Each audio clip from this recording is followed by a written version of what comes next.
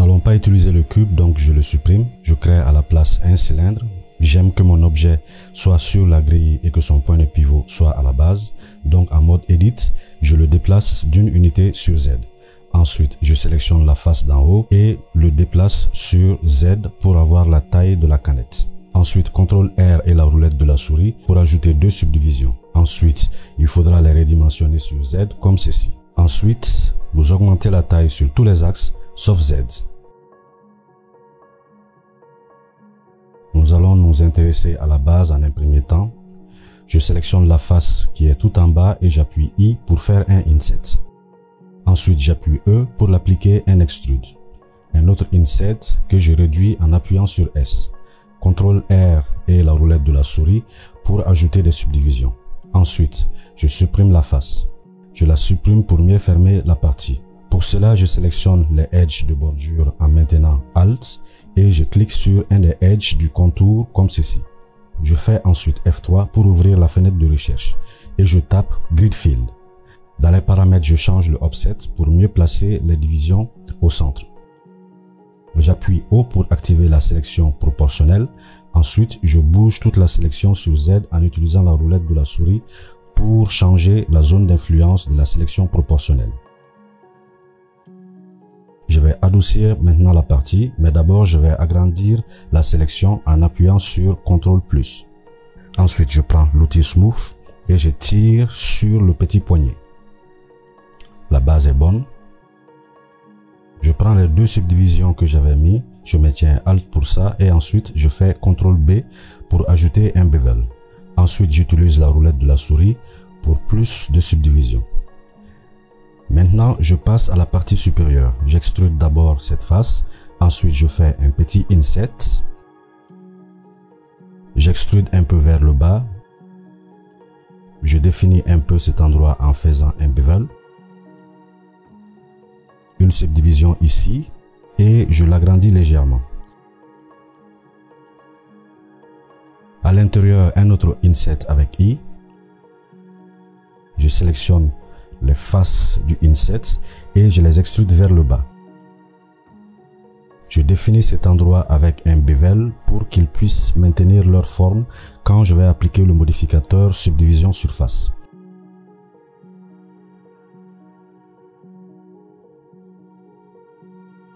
Ensuite, 3 Insets. Je passe maintenant à la vue d'en haut pour mieux voir ce que je fais. Un autre Inset que je réduis sur l'axe X. J'appuie sur 1 pour passer en mode vertex et je désélectionne les vertices d'en bas. Oui, le pluriel de vertex est vertice. Quelqu'un me l'a fait remarquer l'autre fois lors d'un tuto précédent. Moi, j'ai tendance à dire les vertex. Merci pour la correction. J'agrandis ceux qui restent sur X.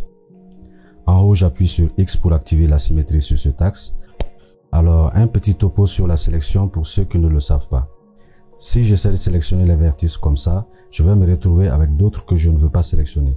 L'astuce, c'est de sélectionner le vertex de début de sélection et maintenir CTRL en cliquant sur le vertex de fin de sélection. Donc, en suivant ma référence qui se trouve sur l'autre écran, j'arrange les vertices.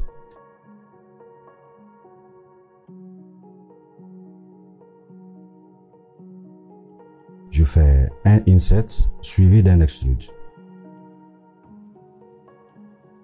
Une subdivision pour ajouter plus de définition à la partie. Ensuite, 2 Insets, X pour supprimer la face et le remplir comme pour la base. Je bouge ces quelques vertex comme ceci, vertices.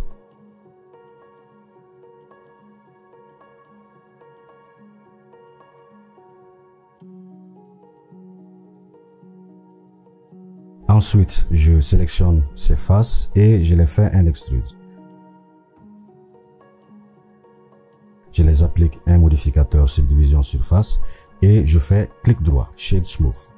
Pour travailler sur la partie supérieure sans me soucier de sélectionner par accident les vertices de la base, je passe en mode rayon X en appuyant sur Alt Z et je les sélectionne.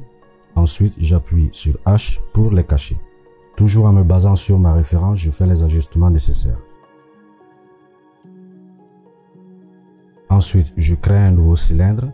je réduis sa taille, j'applique un inset à la partie supérieure, un bevel sur les bords, Shade Smooth et je lui applique le modificateur Subdivision Surface de niveau 2. Je crée ensuite une plane et je lui applique le modificateur Mirror. Je passe en mode Edit et je le déplace à ce niveau. J'active Clipping sur le modificateur Mirror pour que les deux sections fusionnent. Je tourne un peu ces deux vertices pour les orienter vers la direction des extrudes que je vais faire. Je maintiens ensuite la touche CTRL et je fais des clics droits successifs pour faire des extrudes en suivant la forme de mon objet. J'arrange la position des vertex pour avoir une bonne répartition et aussi corriger un peu la forme. Je fais la même chose pour tracer une section au centre. Je sélectionne ces trois vertices et je fais un extrude à ce niveau et j'arrange les vertices pour donner la forme souhaitée. J'ajoute des subdivisions s'il le faut.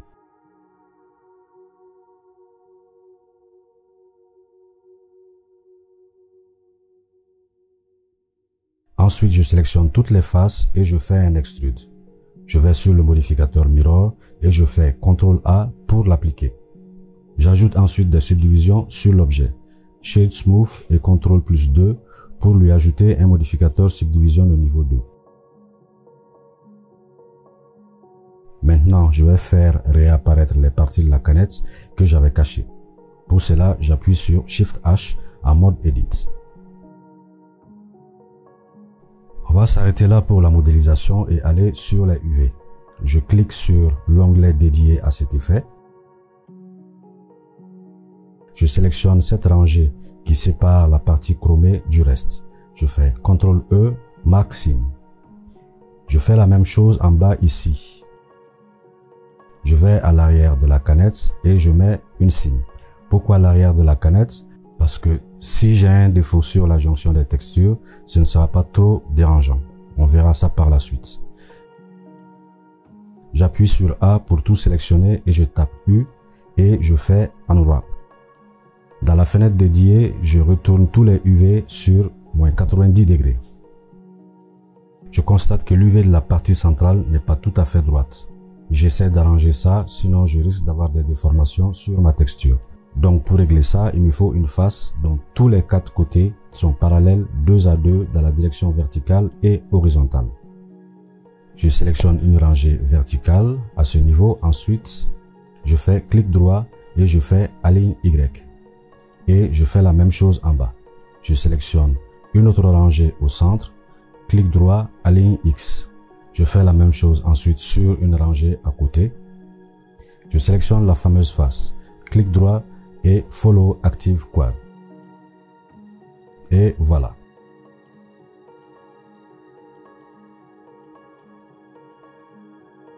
Maintenant, je vais exporter mon UV pour y avoir accès sur un logiciel d'édition de photos comme Photoshop. Pour cela, je fais Menu UV et je fais Export UV Layout. À la droite de la fenêtre d'export, je change la résolution en 4K. Je lui donne un nom et clique sur Export. J'ai créé un petit design dans Photoshop en fonction de la grille des UV. Le plus important est de s'assurer que les bords des deux côtés coïncident, sinon cela se verra quand on l'applique à notre objet dans Blender. J'ai choisi de séparer les différentes parties en nuances de gris pour avoir plus de liberté dans Blender lors du texturage. Vous pouvez créer le vôtre ou télécharger les miennes et le projet complet sur ma page Gumroad, lien dans la description. Maintenant, nous allons texturer la canette. Je vais dans l'onglet Shading. Ensuite, je clique sur Material et je fais New. Je renomme ça Chrome. J'augmente la valeur de métallique et je baisse le roughness. Ensuite, je sélectionne la partie où je vais mettre du design. Et je clique sur le petit plus ici pour ajouter une autre matière. Je clique sur Assign et je la renomme Canette. Je vais dans le graphe et je fais Shift A, Texture, Image Texture. Ensuite, je clique sur Open et je choisis la base de mon design. Je connecte Color à base Color. Maintenant, je crée un mix RGB et je le place ici sur le lien. Je crée ensuite un gradient texture. Je le relie à Color 2 du mix. Quand je regarde derrière la canette, je vois qu'à l'arrière, il y a une déformation sur ma texture, ce dont je vous avais parlé plus haut. Mais j'ai bien arrangé les choses au préalable. Celui-là est dû au manque de définition sur le centre de la canette. J'y remédie avec des subdivisions supplémentaires. Je fais CTRL-T pour arranger le dégradé. Si CTRL-T ne marche pas chez vous, il vous faut activer Node Wrangler dans le menu Edit, Préférences, Add-on, Node Wrangler. Je change la rotation Y de 90 degrés. Le dégradé va maintenant de bas en haut. Je vais changer le facteur du mix pour qu'on puisse voir clairement ce qui se passe. Maintenant, je mets une color ramp pour colorier mon dégradé. Je change le noir en bleu. Je clique sur le petit plus pour ajouter des couleurs supplémentaires. Le deuxième, je le mets en bleu aussi. Je choisis du cyan pour le troisième. Vous pouvez prendre les couleurs que vous aimez, c'est vous l'artiste. Je change ensuite la méthode de linéaire à B-spline pour adoucir la transition entre les couleurs. Parfait. Maintenant, je change le mode du mix à Color Dodge. Ce sont des modes de fusion comme dans Photoshop. J'inverse les deux couleurs pour obtenir le résultat que je cherche. Voilà. Je mets un peu d'ordre dans tout ça. Je sélectionne tous ces nœuds et je fais CTRL-J pour les grouper ensemble. J'appuie sur N pour donner un nom au groupe. J'ajoute un autre mix RGB et une image texture. Je le connecte à Color 2 du mix et j'importe les petits textes. On ne voit rien pour le moment. Pour les faire apparaître, j'utilise l'alpha du texte pour le facteur du mix. Maintenant, ils apparaissent. J'ajoute un autre mix RGB et une image texture pour le texte central.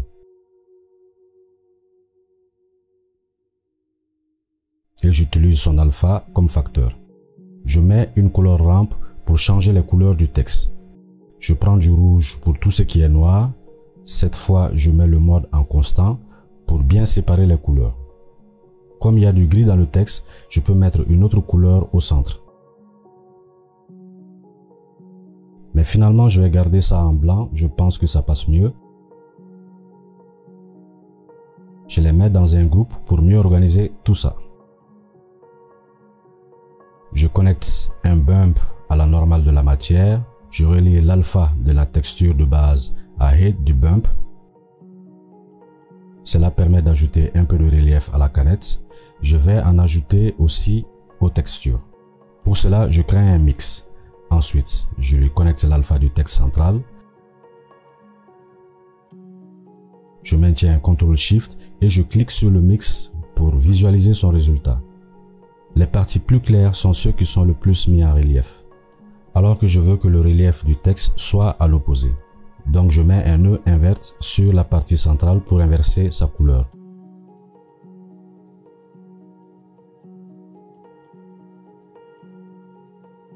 Et voilà, c'est ce que je voulais, mais c'est vous l'artiste.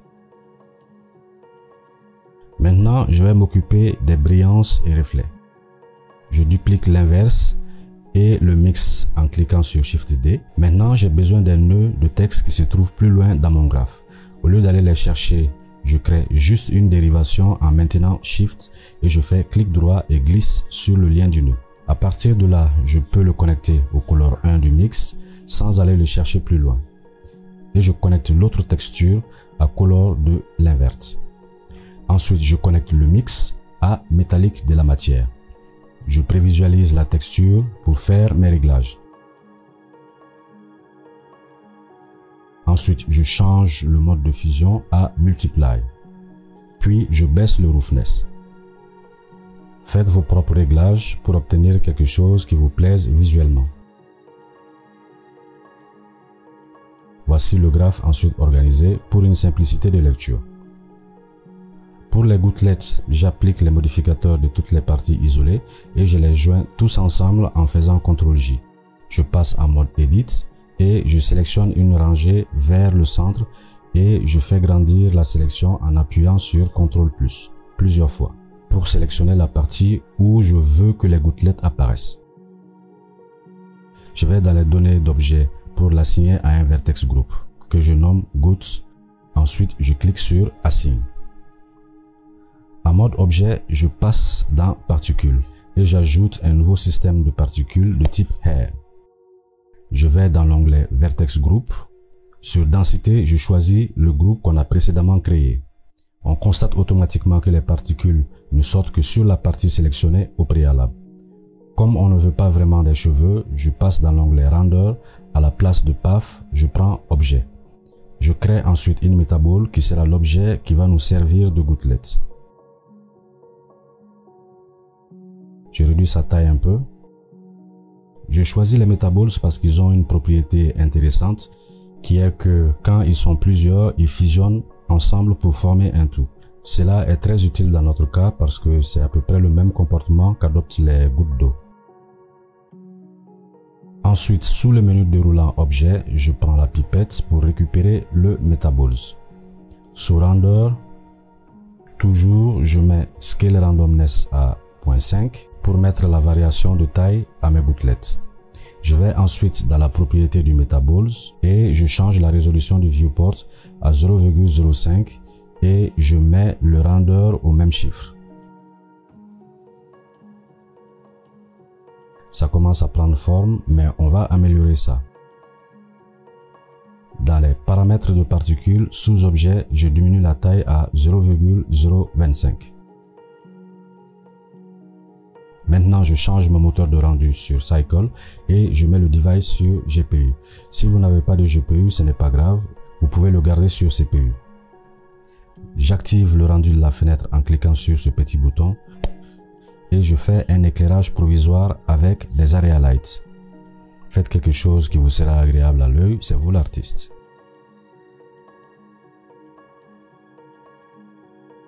Moi, je m'arrête là pour le moment, je vais le peaufiner après. Ensuite, je choisis le Metaball et je vais dans les paramètres de matière. Je clique sur New, je mets la transmission à fond et voilà. Je crois que les gouttes sont un peu larges, je diminue la taille. Voilà, je pense que c'est mieux comme ça. Et voici ce que ça donne avec un meilleur éclairage.